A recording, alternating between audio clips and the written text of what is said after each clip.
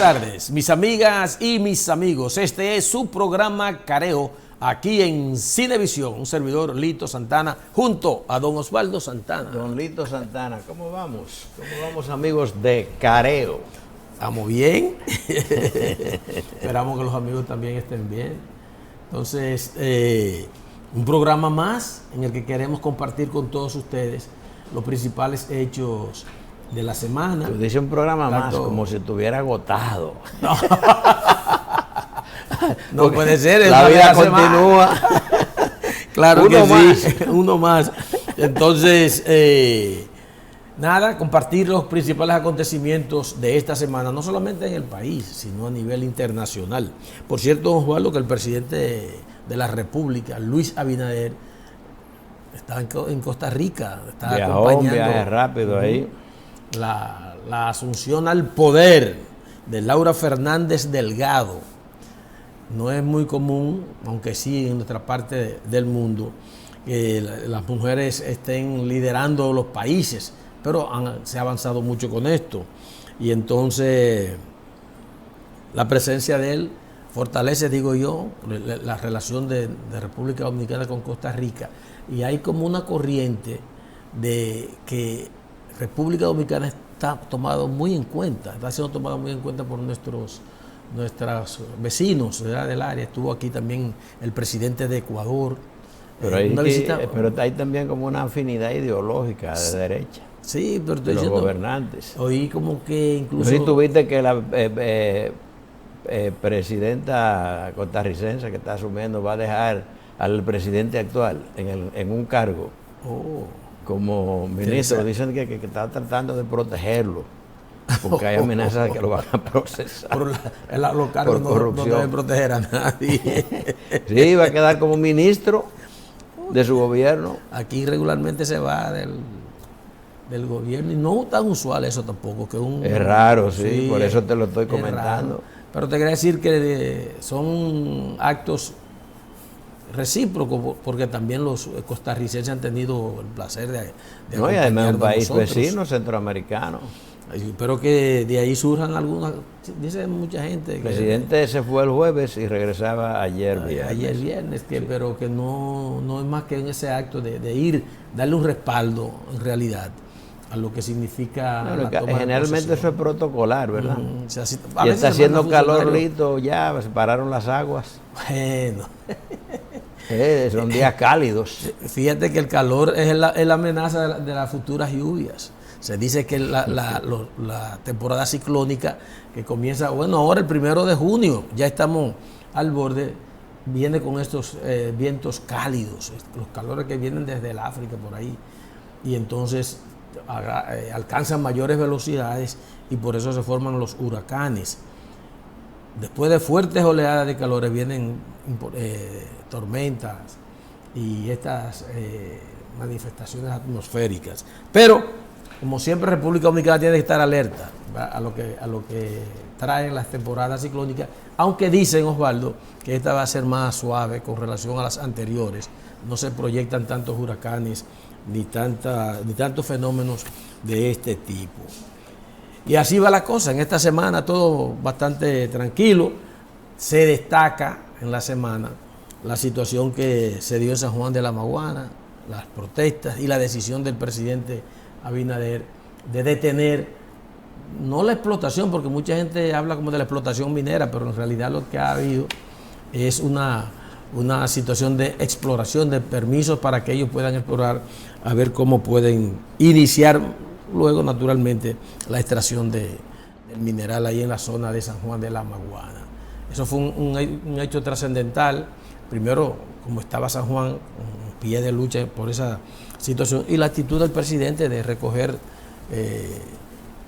la autorización que había para que esta gente estén explorando en la cordillera central. Ahora están pidiendo los sanjuaneros que la decisión del presidente se traduzca en un decreto. Pues eso fue un anuncio, un discurso, que esa decisión se convierta como una suerte de resolución del gobierno. Y hay posiciones un poco más avanzadas, como la de algunos legisladores de la región, que plantean que la zona del curso, ese lado sur de la cordillera central, sea declarado como reserva natural, de modo, acorde incluso con la ley 6400 de medio ambiente, de modo que no haya futuras amenazas. Y naturalmente una declaración del presidente, aunque es el presidente que paró eso, pero eso no significa porque la Golquez, que es la compañía, así es que se llama, Golquez Oro, sí. La Golquez anunció que la suspensión de las operaciones, que no es necesariamente prohibición, porque tú sabes que ellos instalaron un campamento y todo. Sí, ¿Tú sabías eso? Claro, claro. Bueno, y ellos dijeron que esa decisión del presidente no implica su salida, que ellos siguen en su proyecto y que van a continuar. No quiere decir que no acaten la decisión del presidente, pero no renuncian. Lo que quiere decir que los sanjuaneros tendrán que prepararse porque parece que es una pelea a largo plazo. Ellos tenían ahí un campamento, yo no sabía ese detalle, pero he visto imágenes. El Diario Libre publicó el día jueves, creo que fue el jueves, una imagen interesante. Yo creo que es singular, precisamente del campamento, y aunque no hablan de un detalle que tiene la fotografía que yo vi, que descubrí, me llamó poderosamente la atención, el campamento que está precisamente donde se estima que van a estar las operaciones, vamos a decir que desde la perspectiva en que se ve la foto, como al oeste, el campamento está bordeado por el cauce del río San Juan. Digo, pero ven acá, si es ahí, bueno, parece que los sanjuaneros tienen demasiada razón, porque por más subterráneo que sea, es sobre el cauce del río, es una cosa que es un imposible. No hay manera de que esas operaciones no impacten ese acuífero.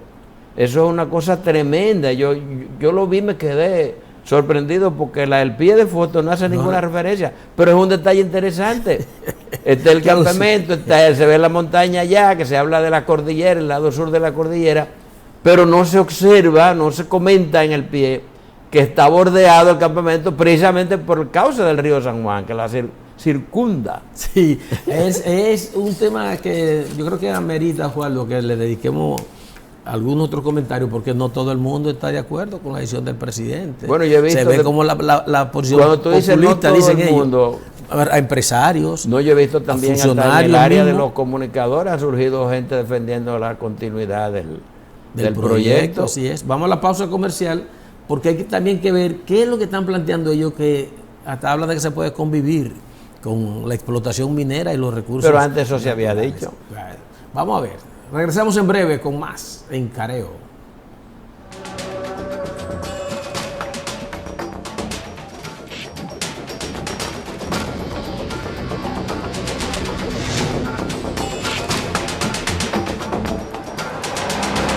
Muy bien, de retorno con todos ustedes en Careo. Decíamos en el otro segmento que la disposición del presidente de la República de detener los trabajos y el afán que tienen los residentes en la zona de San Juan y los que se oponen a la explotación minera, en que él lo haga mediante un decreto, ha llamado la atención porque se daba como que el gobierno estaba metido de lleno en estos valores. Incluso en sus breves palabras para detener los trabajos de exploración, el presidente de la República habló que no era una responsabilidad de este gobierno, que desde el 2005 se le había concedido, en el 2005 era Leonel Fernández el presidente, ¿verdad? Se le había concedido esa autorización, ese derecho para la exploración, y entonces que se ratificó en el 2012, el 2016, y que este gobierno estaba como en esa línea. Quiso decir el presidente de que no era un asunto como de este gobierno nada más. Sino pero realmente un gobierno no se puede negar a que el territorio de la República sea explorado para saber lo que tenemos. Correcto. ¿Verdad? Si cuando tú autorizas desde el poder una compañía a hacer exploraciones, no significa per se, la concesión para explorar no conlleva necesariamente la explotación. Todo va a depender de si la explotación es viable. A menos que Si no esté tiene amarrado sentido. eso, Osvaldo. Si ¿Cómo hay, lo así? saco, por ejemplo. ¿Cómo? Si hay oro, yo lo voy a sacar. Que tú me digas No eso. necesariamente, porque Hasta por los eso se límites donde hace, llegó eso. por eso se hacen los estudios de impacto ambiental. Pues tú no puedes hacer el estudio de impacto ambiental previo a determinar realmente la existencia del mineral que tú estás buscando, sea lo que fuese. Porque no tiene objeto, no tiene sentido gastar ese dinero, porque el estudio se hace después que se determina que el mineral está ahí, debajo de la tierra, ¿no?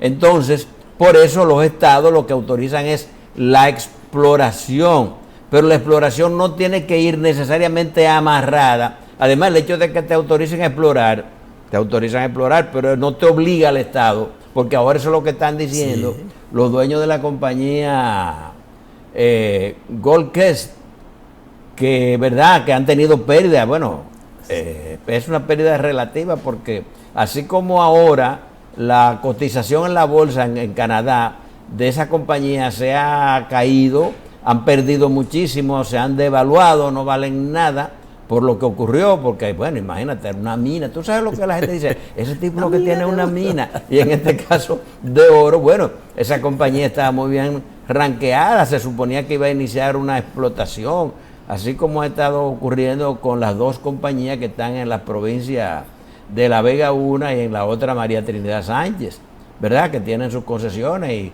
sacan muchísimo oro, que no ven ninguno de los ciudadanos de esas ciudades. Sí. Pero en fin, entonces, el punto es que el Estado dominicano no está obligado acerca de la decisión del presidente ante una situación de repulsa, como lo decíamos, social, total de la provincia, porque eso es muy extendido.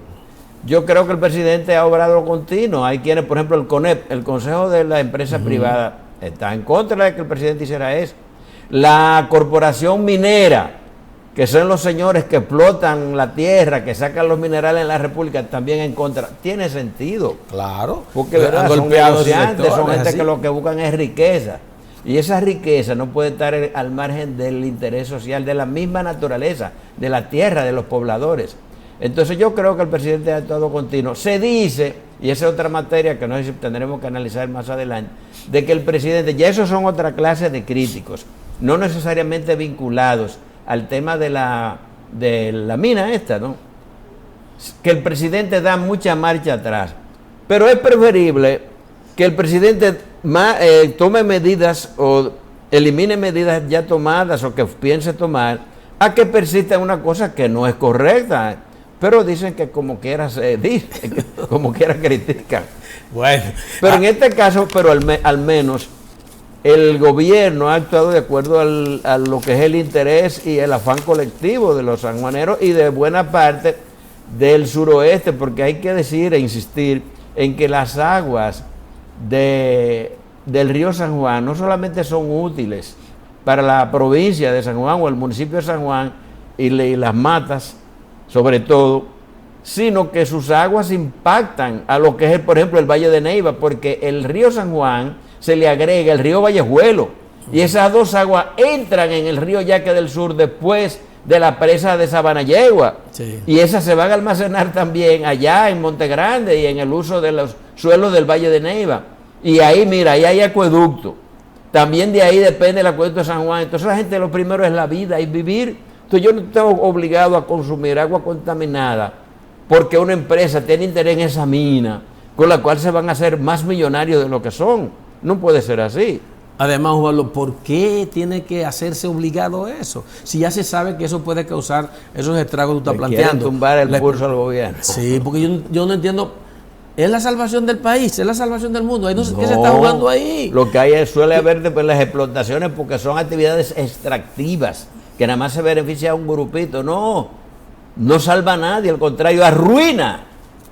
Pero con lo que tú has planteado de cómo un río deriva en otro y ese en el otro y después afectar la presa de Monte Grande, que en este momento, ¿cómo era que decían que era el metro del sur? Ah, sí, alguien Va a dijo ser el eso. veneno para el sur si se dan Pero esas mira cosas. lo que pasa con la de Cotuí, que con se supone se la han de la tomado. presa de Atillo, es que se llama, ¿verdad? Sí, pero lo que Que mismo que están pasa contaminadas con sus aguas, pero eso es por las operaciones, aunque lo digan que no. de la compañía que explota ahí en esa zona. Por decir el punto, y todos esos ríos que bajan después de esa extracción son de la Barrigol. De la Barrigol son. Ese nombre a mí se me olvida. Son Barrigol. Son ríos rojos. El que ha ido a los afluentes que mueren ahí. Salen claro, de la presa, cuando yo era un jovencito reportero, yo trabajé mucho. Esos afluentes que terminaban en esa presa. Es increíble. Y ahora las aguas se pusieron verdes. Ahí se callaron todos los que defienden a esa compañía extractiva. Bueno, de verdad que el presidente... No se ha dicho ni se ha estudiado, pero hay estudios que sugieren una persistente concurrencia de enfermedades cancerígenas en la parte baja de influencia de esa presa. Sí. Pero hay informes sobre eso. Yo muestro mi respaldo a la decisión del presidente de la República de recoger, ¿verdad? Claro que sí. Esa autorización a la exploración. Por cierto, Osvaldo, un tema que se le critican al gobierno de que a veces da marcha atrás. Viste, un decreto del presidente de la República en el que se está revocando... El 30926. Sí, se está revocando un decreto anterior, el 580-24 del 7 de octubre del 2024, que creó una comisión especial para coordinar los procesos administrativos y legales relativos a la fusión de los ministerios de Educación y de Educación Superior, el MESIP. ¿Qué te parece? Había un movimiento de cuestionamiento a ese decreto que era el que autorizaba la comisión para unificar, fusionar esos dos ministerios que manejan el sistema educativo superior. Se podría hacer algunas consideraciones, pero me dice Manuel, que es nuestro técnico control, ¿verdad? ¿En qué tiempo de una pausa que tú crees? Nos vamos y volvemos en breve con más en Careo.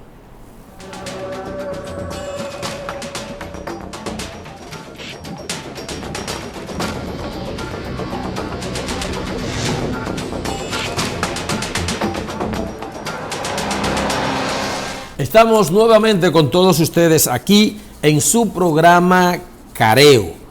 Bueno, Osvaldo, te decíamos al terminar la otra parte de nuestros comentarios que el presidente de la República había derogado un decreto, el decreto que conformaba una comisión especial para la unificación de los ministerios de educación y también el Ministerio de Educación Superior, el MESID. Venía un debate alrededor de esto, de que era como un error de que el Ejecutivo esté impulsando esta reforma y acaba de, no debo decir complacer, pero demostrar su acuerdo con estas opiniones que establecía que no, que se estaba haciendo un daño a la educación unificando esto. Era en un principio como ahorro de recursos económicos. Pues bueno, fue dentro del el presidente Abinader, dentro del programa, eso incluso estaba en el concepto de reforma, en el gobierno, de modificación, hacer, como tú dices, bajar a determinados costos, nómina, pero lo que ha pasado es lo contrario, ha subido la nómina y todas esas cosas, pero en fin, era reducir, ¿verdad? Digamos que la cantidad de instancias del gobierno. Entonces se planteó la fusión del Ministerio de Educación y del Ministerio de Educación Superior. Pero surgieron voces diferentes, incluso parece que el mismo ministro Fermín, que estaba ahí en el ministerio que fue designado, parece que él mismo no estaba convencido y emitió más de una declaración que sugerían que parece que esa no era una reforma adecuada. Pero además la comisión parece que se designó para ese fin, no terminó las labores y hubo ministros de otros tiempos, como por ejemplo doña Ligiamada Melo de Cardona, que es una educadora de toda la vida, que cuestionó profunda, bueno, que yo creo que fue ministra de Educación y ministra de Educación Superior, que durante la administración del presidente Fernández, una mujer muy calificada, por cierto. Yo en mi tiempo de la universidad concurrí con esa dama distinguida en el Consejo de Humanidades, de la Facultad de Humanidades de la Universidad Autónoma, y es una mujer, una educadora, ¿verdad? Fue primero directora del Departamento de Pedagogía, no sé si luego ocupó el decanato, pero en fin, y ella reiterada y sistemáticamente advertía que las misiones de esos dos ministerios son totalmente diferentes, y escribió diversos artículos. Y bueno, tras ella hubo rectores que también entendían que eso como que no tenía mucho asidero, mucho fundamento. Y bueno, y no avanzó hasta que ahora con el cambio, no se puede decir sacrificio, porque un cambio del ex rector de la UAS también, Fermín, y la designación de Rafael Santos, Rafael Santos, sin decir no al proyecto, comenzó a plantear una cosa nueva, que lo que se requería era un proceso de transformación del sistema educativo nacional desde sus mismas bases. Y comenzó yo creo de una manera algo inteligente, a plantear el tema desde otra perspectiva. Y según uno ve el decreto, el nuevo decreto, parece que el presidente, sin decir de entrada, bueno, hemos decidido suprimir, dejar sin efecto aquella iniciativa, la fusión, porque hasta el proyecto se mandó al Congreso, a eso hay que recordarlo. El proyecto de fusión de los ministerios cayó dentro del plan de reforma del gobierno, el nuevo gobierno, se sometió al Congreso, habrá ahora que retirarlo, obviamente. Entonces, con el nuevo decreto, la nueva comisión, se va a trabajar de otra perspectiva. Santos plantea que tiene que ser un proceso de diálogo con los actores, los educadores, la sociedad civil, los sindicatos y toda la gente que tiene que ver con la educación. De modo que sea un proceso participativo y no solo una simple fusión, porque el sistema educativo tiene debilidades desde sus mismas bases, desde abajo, y yo parece que el presidente también, se puede decir el presidente escucha realmente. Sí, no, eso fue lo que dijo también para detenerlo aquella exploración. Pero lo que tú estás planteando, que era como la propuesta, la opinión de Santos, está muy consignado en este decreto. Se parece, claro, los ideas. Pero con detalle, casi como si fuera que se puso el oído, que tú sabes que él escucha, en eso que planteaba el actual ministro de Educación Superior, cuando habla de la conformación de comisiones para fortalecer lo que es el sistema educativo nacional, no para debilitar uno, fortalecer el otro o unificarlos, sino que cada cual debe mantener sus independencias porque tiene funciones muy distintas como se había establecido. Pero yo creo que en aquella ocasión, más que un tema quizás de tipo científico, educativo, Osvaldo, estuvo muy marcado por aquello del ahorro de los recursos. Acuérdate que incluso se llegó a hablar de la fusión del Ministerio de Agricultura con el Instituto Agrario Dominicano, que tampoco ha terminado de ejecutarse. Hubo muchas fusiones y cambios que quedaron en las gavetas, ¿no? Que se guardaron. Y entonces son cosas interesantes. Pero parece que eso como que no se estudió bien. Tuviste la nueva comisión que va a hacer ahora los trabajos para la reforma integral del sistema educativo. La compone la comisión ejecutiva coordinadora, estará integrada por, según ver del nuevo decreto, el ministro de Educación, el ministro de Educación Superior y Tecnología, de Ciencia y Tecnología, el ministro de Administración Pública y la directora del Instituto Nacional de Formación Técnico Profesional. Y quizás se irán integrando y ellos tendrán que hacer el gran diálogo. Hay una gran comisión consultiva también que estará disponible para ellos afincar en esto. Fíjate, coincidencia, entra el Infotep, Rafael Santos era el director anterior, y entonces está él en el ministerio y naturalmente el ministro de la parte técnica, la formación técnica. Interesante, vamos a ver qué resulta ahora, porque de verdad que nuestra educación, nuestro sistema educativo en sentido general, tanto lo que están planteando per se a través del Ministerio Normal de Educación, la Educación Superior y el Infotep, que es la combinación de los profesionales con técnicos y todas estas cosas, tiene su sentido. Y parece que el nuevo proceso no conlleva la desaparición de ninguna instancia. No, al contrario, lo que tiende a fortalecerlo de manera particular para que hagan un mejor trabajo.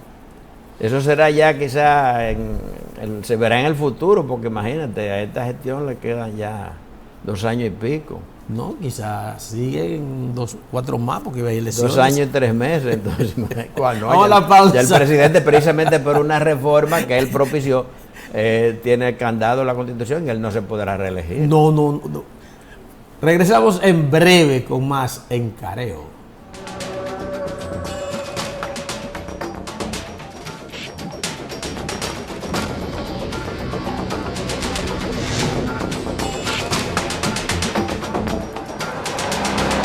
Muy bien, estamos de nuevo con todos y todas ustedes aquí en Careo. Osvaldo, viendo yo que de nuevo el gobierno lanza una propuesta que se creía que venía de un consenso con los partidos políticos para adecuar nuestra realidad a lo que está pasando con la guerra de Estados Unidos e Israel contra Irán, y como que siento algunas turbulencias alrededor del consenso con partidos. No sé cómo se consultó a la sociedad civil, no vi ningún impacto de esto, para tomar algunas medidas que puedan paliar la situación y golpear lo menos posible a la población.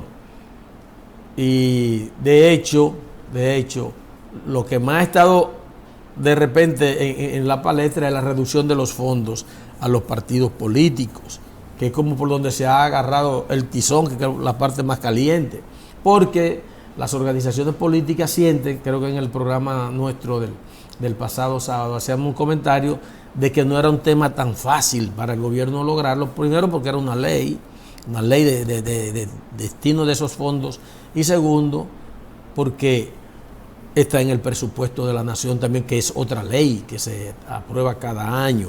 Y ya los partidos, 24 organizaciones políticas fueron incluso a la Junta Central Electoral a advertirle su oposición a esa posibilidad de que les reduzcan las partidas que le otorga la ley electoral y también la ley del presupuesto general de la nación.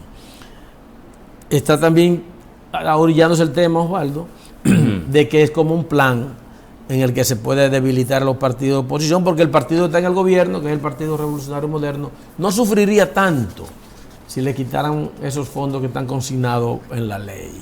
El presidente Leonel Fernández dijo que el PRM sabe dónde es que la vaca se ordeña. Es raro, una expresión popular, no suele hablar de esa manera. Pero bueno, digamos que el gobierno anunció, el foco está, ¿verdad?, un paquete de 10 medidas, ¿verdad?, para amortiguar los efectos de la crisis del petróleo, para llamarlo de alguna manera, ¿no? Y entre ellas, las que más se ha comentado, porque la gente no habla de las otras, porque dentro de ellas está, hay que referirlo, las que tienen que ver más con las personas. Una, el gobierno se comprometió a seguir subsidiando los combustibles, ¿verdad? Y al efecto ha llegado a un acuerdo, me parece que le va a transferir en subsidio, no sé por qué vía, no menos de 800 millones de pesos, no sé durante qué periodo, a los transportistas, para que no aumenten el pasaje, aunque había ahí una empresa de transporte que aumentó algunas rutas. También el gobierno le entregó o está entregando un subsidio, me parece que de algo más de 1.000 millones, para subsidiar algunos fertilizantes, sobre todo abonos para los productores. Ahí están dentro de las cosas que está haciendo el gobierno. Entonces el gobierno necesita compensar. Así como está subsidiando, también veo que el gobierno está subsidiando a los hogares, sin discriminación se puede decir, con el famoso subsidio eléctrico, que por cierto, Lito, yo no sé si tú te has fijado en la factura, que ahora consigna aporte del gobierno a tu consumo eléctrico. Oh, ¿Tú te has fijado en tu factura? No lo había visto. ¿Tú no? Pero eso ya es público. Si en las últimas facturas, esa fue una iniciativa, entonces, me parece. El monto total, te le ponen ahí abajo lo que te estoy... No, las EDES te facturan el consumo total. Sí. Si tú eres un gran consumidor, digamos que 44,000 pesos, por decir un monto así arbitrariamente, entonces el gobierno, después que ponen los referentes, el cargo fijo, el consumido, y entonces al final hacen un bruto, el aporte, lo que haría la factura, ¿verdad? Tanto, entonces después se pone menos la contribución del gobierno y entonces transparentan lo que supuestamente el gobierno te está regalando para el pago de la luz. ¿Y se refleja en tu pago anterior? En la factura. No, pero está bien en la factura, pero si tú pagabas, por ejemplo, 20, ahora nada más vas a pagar 10. No. Era que no lo decían. El gobierno está mostrándole lo a la que gente hacía, lo que hace era el subsidio eléctrico, para que tú no pagues tanto, ¿verdad? Lo que debería haber pagado. Entonces el gobierno está diciendo, mira, Tú has debido pagar, vamos a decir que un monto más bajo, 5,000, Sí. pero te estamos subsidiando 1,000. Exacto. Y así, bueno, el gobierno le dice a la gente, Siempre mira, ha hecho eso, pero ahora es que lo está poniendo. Eso es lo que te quiero preguntar. transparentando, Ok. le llaman eso.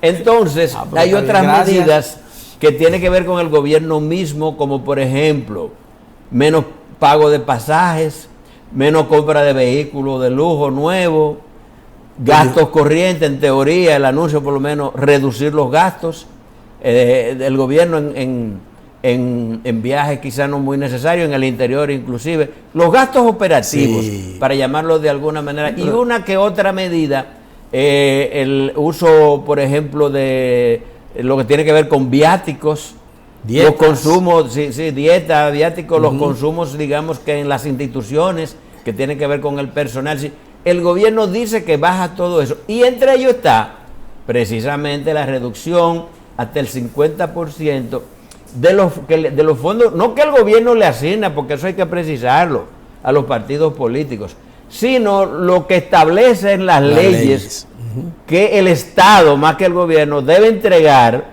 a los partidos para el financiamiento de sus operaciones, porque se entiende que los partidos, aunque los partidos, yo no sé por qué la gente no sé, lo critica, creen que se coge ese dinero, los partidos son parte del sistema político. Sí. Es a través de los partidos que se renuevan los gobiernos, el gobierno nacional, el gobierno local, y entonces la gente necesariamente no tiene los bolsillos para financiar esas actividades. Entonces, en el ejercicio político se estableció que mediante ley esas entidades, los partidos, tenían que ser financiados, pero eso no es único de la República Dominicana. Esa idea aquí la trajo, la importó y la promovió y se impuso con el tiempo el señor José Francisco Peña Gómez, que era un visionario, un gran defensor de la democracia. En una serie de países, la mayoría de los países de América Latina, el financiamiento de los partidos es de ley, está en la ley. En Estados Unidos no, son los partidos que tienen que financiarse sus actividades, pero ¿qué ocurre? Si tú ves en la ley misma de partidos y en la misma ley 3318, la ley de partidos políticos, la ley electoral, tú ves cuáles son las fuentes de financiamiento de los partidos. Y entre ellas está la contribución privada y la contribución individual, que tienen también límites, porque tú sabes a lo que se presta. Entonces tú ves que los sectores, determinados sectores, por ejemplo, tienen una poderosa influencia en el ejercicio de la política en los Estados Unidos, del poder, pero solo del dinero, en la financiación. Entonces el financiamiento público a los partidos se trata de instituir para disminuir el peso, un peso tan tremendo del sector privado, de los poderosos en la gobernanza, que los políticos puedan ser un poco más independientes. Entonces se debate si debe o no el Estado. Entonces el gobierno, ya esta no es la primera vez, en varios momentos, cada vez que hay una crisis, lo que plantea, vamos a recortar el presupuesto de los partidos. Es un tema que da para mucho, pero ahora hay que hacer la pausa. Así es, nos vamos y regresamos en breve con la parte final de Careo.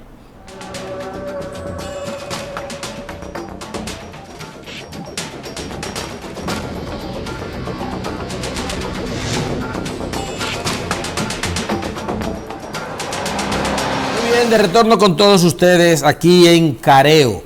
Osvaldo, el ministro de Hacienda, el señor Marín Díaz, acaba de decir que los subsidios tienen un límite, más con esta situación que se está dando. Las ayudas. Y que a pesar de que el gobierno ha hecho como una parte 40,000 millones de pesos para seguir subsidiando varios aspectos de la economía dominicana, incluyendo los combustibles, van a seguir subiendo los combustibles. Mira, Omar, Elito, antes de meterme en eso, brevemente quizá, yo quiero precisar que realmente reducir los fondos a los partidos, creo que eso es importante. Yo lo puedo decir porque yo tengo posiciones muy claras y no se me puede señalar ningún interés particular en eso.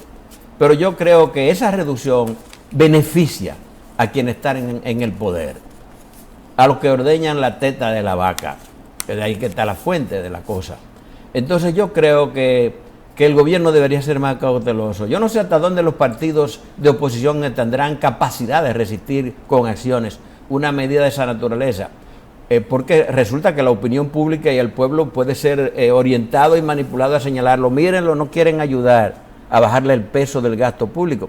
Pero realmente hay otra fuente, que es lo que es el 0.2% del presupuesto nacional, pero quieren cargarlo al financiamiento de los partidos, que es necesario para que haya cierto equilibrio en ejercicio del poder. Ahora, todo esto se ha ocurrido por culpa de un hombre que se llama Donald Trump, que ha ido a hacer la guerra contra un pobre país como Irán. Y se ha desordenado el mundo, se han desordenado los precios y ya te ven la crisis que está pasando. Entonces, hay que sortear todo eso, pero no puede ser en base a provocar daños, digamos, también a la misma tranquilidad, a la paz entre todos los actores del sistema político y social. Y el gobierno tiene que garantizar todo eso. Para eso están ahí mandando la cosa pública. Es un tema delicado, pero que de verdad tiene que buscársele solución, que al final no salga más cara la sal que el chivo, porque si perdemos sí, entonces... porque entonces viene un proceso de confrontación. Exacto. Y demás. Y que ahora que vamos a salir que no bueno, hay que decir que el gobierno ha seguido para adelante. El 1 de julio ya ha sido señalado por el señor Rijo, Prevot, es el del presupuesto. El director del presupuesto, que la reforma o los cortes, los cambios en el presupuesto, entre ellos está la verdad, la reducción del 50%, va a ser presentado al Congreso el 1 de julio.